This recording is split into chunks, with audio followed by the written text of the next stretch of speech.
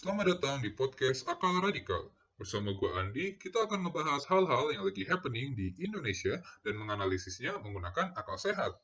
Nah, baru-baru ini ada kasus yang cukup menggemparkan dunia e-commerce dan juga dunia pergadgetan di Indonesia, yaitu kasus dugaan penipuan oleh GrabToko, sebuah e-commerce yang menjual berbagai macam gadget. Nah, mengenai background si Grab Toko sendiri, kalian bisa cari di berita-berita dan juga video-video YouTube yang lain karena sudah sangat banyak yang membahas.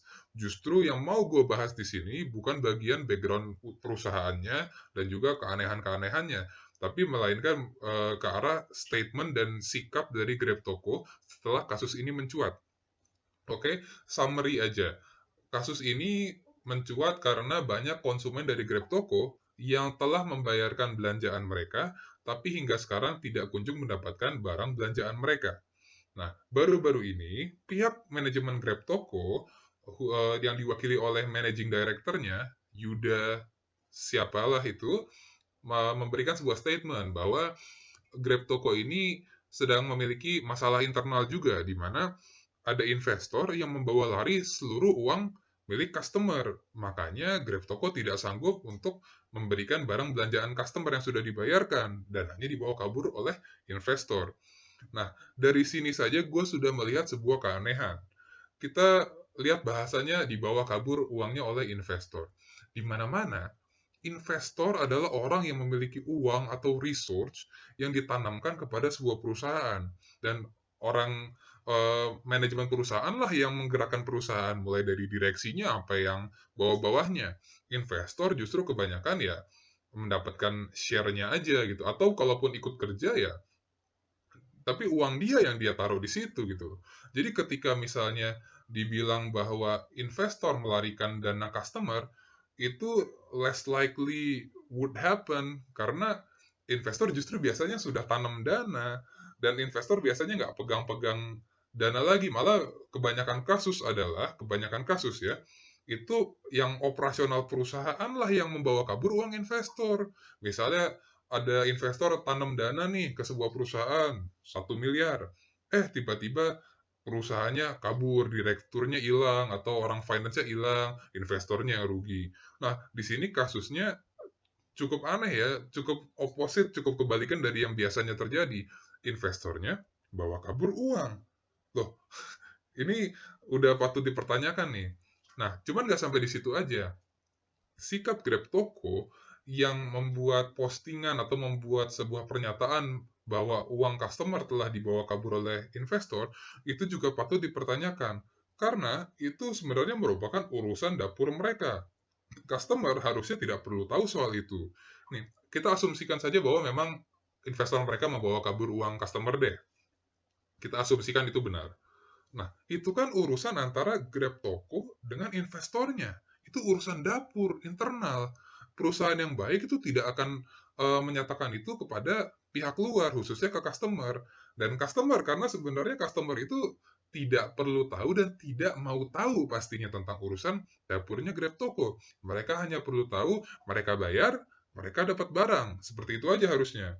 Nah, pihak Grab Toko sendiri di sini terlihat seperti playing victim, di mana mereka juga menyatakan diri sebagai korban, sehingga eh, mungkin harapannya adalah customer tidak terlalu merongrong manajemen Grab Toko untuk memberikan refund atau memberikan barang belanjaan mereka. Nah, ini juga merupakan langkah yang agak membuat saya bertanya-tanya lah, bikin gue bertanya-tanya ini, kok seperti kesannya tidak mau berjalan bersama dengan customer untuk mendapatkan hak masing-masing, tapi justru eh, ya ini aja kayak geletak aja ya. Customer lagi ini ya pusing barangnya belum dapat ya kita juga bingung nih aduh kita juga pusing uangnya hilang dibawa sama investor segala macam. Jadi tidak ada komunikasi yang baik kepada customer Grab Toko bahwa Grab Toko ini akan bertanggung jawab dalam bentuk apapun gitu. Bahkan belakangan website Grab Tokonya sendiri sudah down. Domainnya juga sudah di lock. Kemudian juga kantornya sudah dikosongkan. Media sosialnya sudah dihapus atau dinonaktifkan. Nah, ini kan alih-alih customer ingin mendapatkan harapan dari Grab Toko, dari manajemen Grab Toko, karena manajemen Grab Toko sendiri kan bilang mereka korban. Jadinya harapannya kan korban sama korban bisa kerjasama. Dengan menghilangnya Grab Toko dari permukaan ini justru membuat orang jadi semakin putus harapan sekaligus curiga dong. Ini bener nggak sih Grab Tokonya ini kena tipu sama investornya? Bener nggak sih investornya ini sendiri bawa kabur uangnya? Atau jangan-jangan seluruh bagian dari Grab Toko, seluruh elemen dari Grab Toko itu memang sudah kong kali kong. Sudah ada sandiwara di mana ya akan ada drama seperti ini. Oh, investornya kabur bawa uang segala macam, Grab tokonya jadi nggak bisa bayar customer balik, tidak bisa memberikan barangnya segala macam. Iya kan?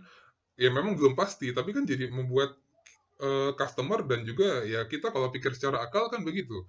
Kalau misalnya mereka punya tanggung jawab ya harusnya tadi jalan bersama customer mencari solusi. Kalau kabur seperti ini ya wajar dong kalau misalnya gue jadi berpikir bahwa ini kong kali kongnya mereka aja. Nah, kalau orang bilang, oh, tapi dulu kan mereka udah sempat iklan di TV yang pasti bisa makan puluhan sampai ratusan juta. Sudah sewa kantor di lokasi yang mentereng, di coworking space di daerah Kuningan. Kemudian juga punya rekening atas nama PT di bank. Nah, itu semua tuh sebenarnya masalah investment dan balik modal aja. Ini sekarang kalau tadi kita bahas asumsinya bahwa benar ada penggelapan dana oleh investor. Sekarang kita balik, jadi ke yang kalau misal ini semua sandiwara mereka. Mereka gampang aja. Di awal mereka sudah perhitungkan biaya iklan di TV berapa ratus juta, biaya sewa kantor di lokasi yang bagus berapa ratus juta atau berapa puluh juta, terus kemudian iklan-iklan lainnya berapa butuhnya, kemudian gaji karyawan selama operasional itu berapa. Dan ya udah, begitu udah terkumpul misalnya pooling duit customer oh sampai sekian udah balik modal udah return of investment dari segala macam dana marketing yang udah keluar ya udah tinggal laksanakan drama ini dan uang customer bisa dibawa kabur kan bisa aja dong seperti itu dong itu skenario yang terpikir oleh gue belum tentu terjadinya seperti itu tapi dengan segala macam langkah yang diambil oleh Grab Toko gue jadi mengarah ke kesimpulan seperti itu. Nah, di sini gue pengen ngajak kalian berpikir, menurut kalian, ini Grab Toko ini hanya investornya saja yang memang bawa kabur uang, atau seluruh elemen dari Grab Toko atau Grab Toko itu sendiri dibuat untuk nipu orang? Nah, coba deh pada ngobrol di kolom komentar. Semoga nanti ke depannya makin ada kejelasan. Gua doakan semoga kasus ini cepat selesai baik dari manajemen Grab Toko, terus kemudian dari customer Grab Toko semua bisa mencapai titik temu. Dan tentunya untuk customer Grab Toko semoga bisa mendapatkan uang kalian kembali. Oke? Sampai di sini dulu aja podcast Akal Radikal kali ini. Gua Andi, pamit dulu. Sampai jumpa.